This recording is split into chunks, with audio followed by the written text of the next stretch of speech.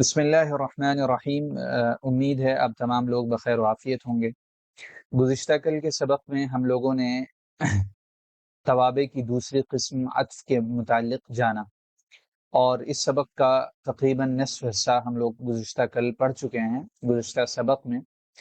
تو جن لوگوں نے وہ ویڈیو نہ دیکھی ہو وہ اس ویڈیو کو ضرور دیکھیں، اور آج ہم لوگ بقیہ نصف حصے کو پڑھیں گے۔ اس میں چند اہم باتوں اور چند اہم استعمالات کی طرف رہنمائی کی گئی ہے کہ وہ عطف میں جب ایسی صورتحال پیدا ہو تو کس طرح اسے استعمال کیا جاتا ہے۔ تو اگر آپ لوگ غور سے یہ سبق پڑھیں گے تو انشاءاللہ بہت آسانی سے یہ سبق سمجھ میں آ جائے گا۔ تو دیکھیے، کہہ رہے ہیں کہ جب ضمیر مجرور پر عطف کریں، کل ہم لوگوں نے ضمیر مرفوع متصل کے متعلق جانا تھا کہ اگر اس پر عطف ہو رہا ہو تو پھر ہم ایک ضمیر منفصل لاتے ہیں اور پھر اس کے بعد عطف کرتے ہیں۔ آج کہہ رہے ہیں کہ ضمیر مجرور ہو۔ ضمیر مجرور کسے کہتے ہیں؟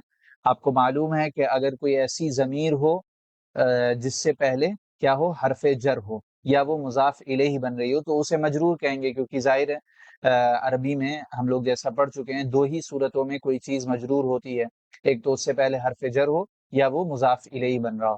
تو ضمیر مجرور کب ہوگی؟ جبکہ اس سے پہلے حرف جر ہو۔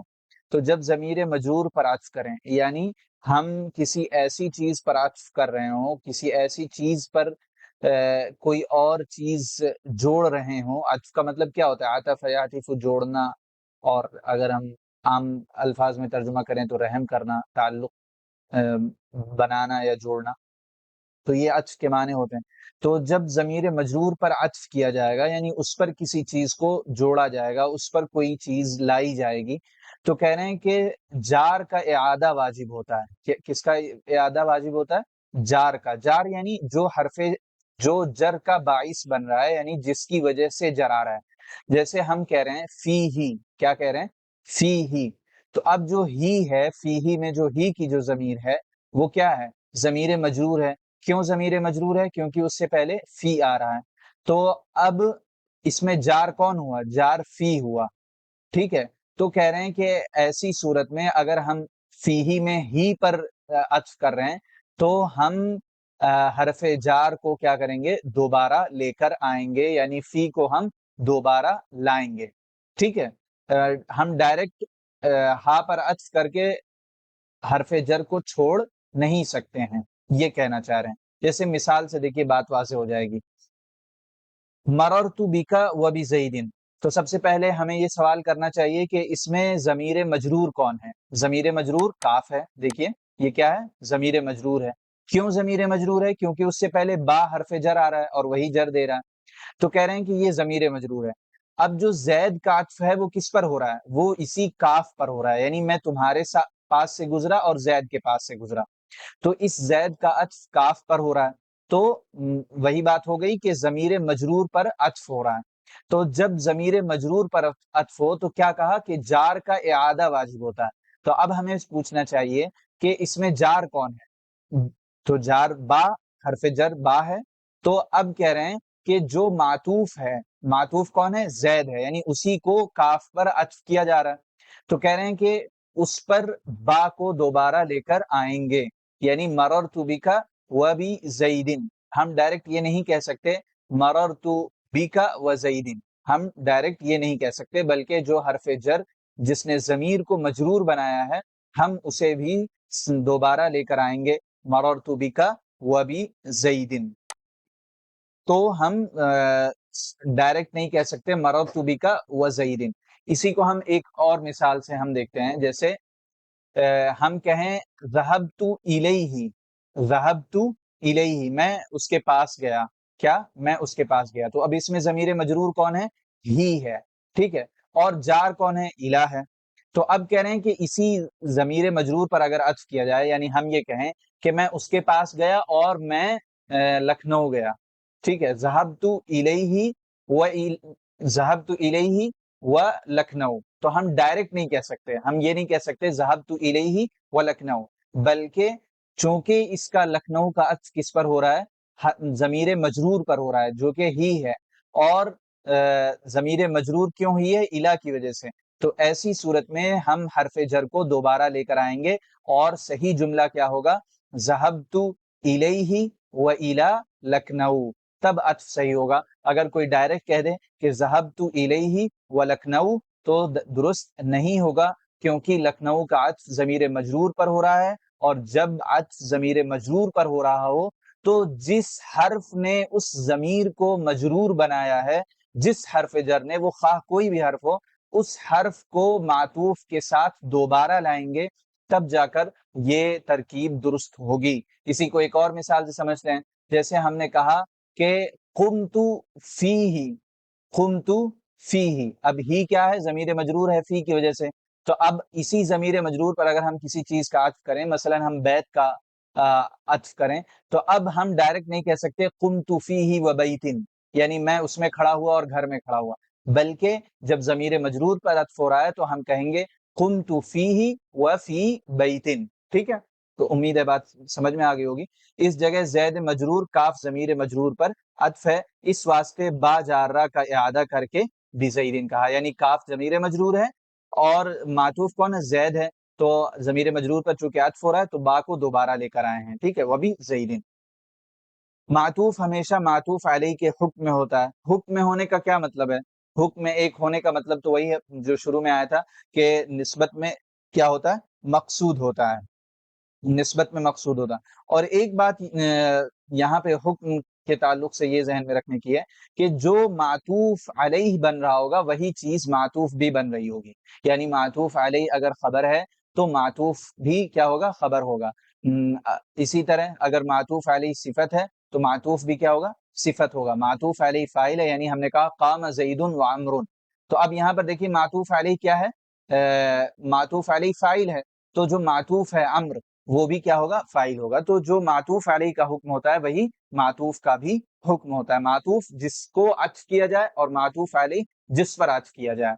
ठीक है, अब ये कायदा देखिए बहुत गौर से समझने की जरूरत है। एक आमिल के दो मामूलों पर, एक आमिल के दो मामूलों पर एक हर्फ अत्फ से अत्फ करना बिल इत्तिफाक जायज़ है। यानी आमिल एक है, आमिल किसे कहते हैं, जो किसी कलिमे पर एराब का सबब बनता है, जो किसी कलिमे को कोई एराब की हालत देता है। यानी फाइल का आमिल कौन होता है, फेल होता है। मफूल का आमिल कौन होता है, फेल होता है।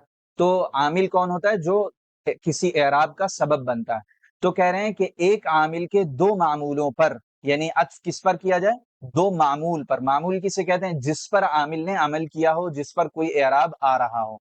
तो कह रहे हैं कि ऐसे दो मामूलों पर एक हर्फ अत्फ से, यानी मामूल कितने हैं, एक नहीं है बल्कि दो हैं, लेकिन दोनों मामूल का आमिल कितने हैं, एक है।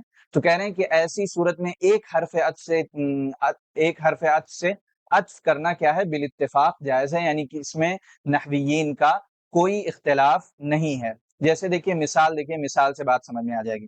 जैसे ज़रब ज़ैदुन अमरन व बकरुन खालिदन, तो सबसे पहले हमें समझना है कि आमिल कौन, आमिल जैद को पेश किसने दिया, अम्र को नसब किसने दिया, ज़रबा ने दिया, यानी ज़रबा फेल है और यही आमिल है जैद का भी और अम्र का भी। तो गोया ज़रबा एक आमिल हुआ और उसके दो मामूल कौन हो गए, ज़ैदुन और अमरन।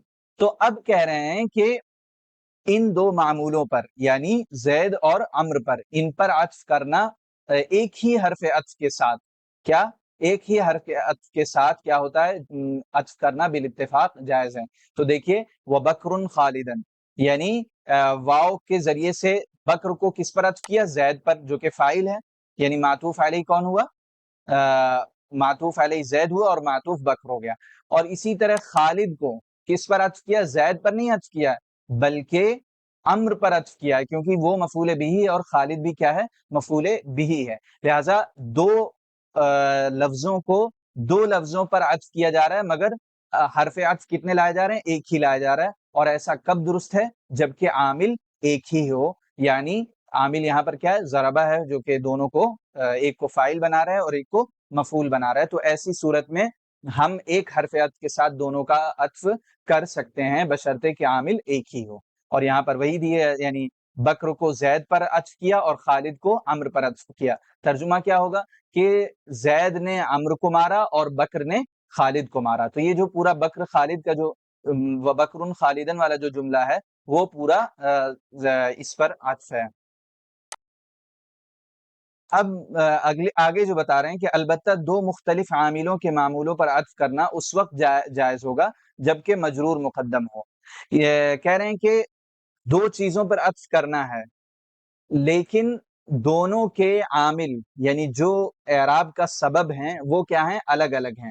تو کہہ رہے ہیں کہ ایسی صورت میں ایک ہی حرف عطف سے کیا بولتے ہیں عطف کرنا اسی وقت جائز ہوگا جبکہ مجرور کیا حرف جو کہ حرف جار اور مجرور جو ہیں وہ مقدم ہو. اگر وہ مقدم ہے تو پھر جو ہے عطف کرنا درست ہوگا. جیسے دیکھیے کیا کہا ہے صاحب کتاب نے، البتہ دو مختلف عامل یعنی عمل کرنے والے اعراب کا سبب دو ہوں کہ دو معمولوں پر عطف کرنا اس وقت جائز ہوگا جبکہ مجرور مقدم ہو. مثال سے دیکھیے بات سمجھ میں آئے گی. فی الدار زیدن، اب یہاں پر دیکھیے زیدن کیا ہے؟ مبتدا مؤخر ہے اور فی الدار خبر مقدم ہے. زیدن پر جو پیش آ رہا ہے وہ ابتدا کی وجہ سے آ رہا ہے یعنی مبتدا بننے کی وجہ سے آ رہا ہے. تو گویا زید کا عامل کون ہوا؟ ابتدا ہوا. اور الدار پر جو کہ جس پہ زیر آ رہا ہے اس پر زیر کیوں آ رہا ہے؟ کیونکہ اس سے پہلے حرف جر ہے. تو گویا دو عامل ہو گئے. زید کا عامل کون ہے؟ ابتدا یعنی مبتدا ہونا. اور دار کا عامل کون ہے؟ فی ہے. تو کہہ رہے ہیں کہ جب ان دونوں پر عطف کرنا ہو، زید پر بھی اور الدار پر بھی عطف کرنا ہو، تو ایک ہی حرف عطف کے ساتھ اسی وقت عطف کر سکتے ہیں جبکہ مجرور مقدم ہو. مجرور کون ہے؟ دیکھیے حجرہ، یہ کیا ہے؟ حجرہ. اس کو کیا کیا؟ مقدم کر دیا امر سے. تو ایسی صورت میں ہم ایک حرف عطف کے ساتھ کیا بولتے ہیں عطف کر سکتے ہیں. فی الدار زید والحجرتی امر. تو مطلب کیا ہوگا کہ گھر میں زید ہے اور کمرے میں امر ہے. تو یہاں پر حجرہ کو کس پر عطف کیا ہے؟ الدار پر عطف کیا ہے. اور امر کو کس پر عطف کیا ہے؟ زید پر عطف کیا ہے. یعنی امر کا عامل کون ہے؟ ابتدا ہے. اور حجرہ کا عامل کون ہے؟ فی ہے. تو یہاں پر دو مختلف عامل ہیں اور دو مختلف عاملوں کے معمولوں پر عطف ہوا ہے. تو کہہ رہے ہیں کہ ایسی صورت میں عطف ایک حرف کے عاطفہ کے ساتھ اسی وقت درست ہوگا جبکہ مجرور کو مقدم کر دیا جائے یعنی مجرور پہلے لایا جائے. مجرور جو معطوف ہو اس کو پہلے بیان کیا جائے تبھی ایسا درست ہوگا. فی الدار زید والحجرۃ عمرو. امید ہے یہ سبق سمجھ میں آ گیا ہوگا. اگر نہ سمجھ میں آیا تو کمنٹ باکس میں ضرور بتائیں. انشاءاللہ مزید مثالوں کے ساتھ اس کو واضح کیا جائے گا. السلام علیکم ورحمۃ اللہ وبرکاتہ.